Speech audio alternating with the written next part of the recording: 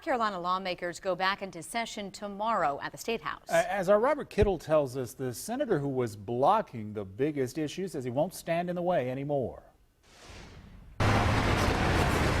Drivers have had 6 more months of hitting potholes since lawmakers went home last June without passing a roads plan. So most agree on the biggest issue for lawmakers coming back. Roads are really more important. It's been an issue in South Carolina for a long time and really needs to be addressed.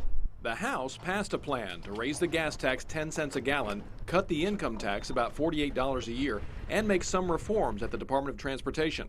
But when the bill got to the Senate, Senator Tom Davis filibustered to block it. All of those reforms were stripped out by the Senate Finance Committee, and the tax was tripled, and they were simply going to dump that money into a system that has demonstrated its inability to address our critical needs. He says the same thing a lot of you do. Don't give the DOT any more of your tax dollars without first changing the agency. He says there is now a willingness to change the DOT, so he thinks a bill will pass. But the fact that it's an election year could hurt it. The citizens don't want you to raise their taxes, but they also want you to fix the roads. So if you don't fix the roads, they'll be mad. If you raise the taxes, they'll be mad.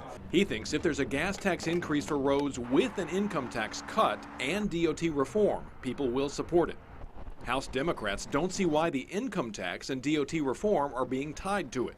The answer is that we need to fix our roads. Everybody knows this. Why is it that as soon as it comes time to give money towards roads, we keep talking about 2 other things? Drivers just want results. Roads. Fix them. In Columbia, Robert Kittle, 7 News. So another complicating factor is that the state has over $1 billion in new money to work with. Some say that means there's no need to raise the gas tax, but that's one-time surplus money this year. The DOT says it needs at least $1 billion more per year for each of the next 20 years.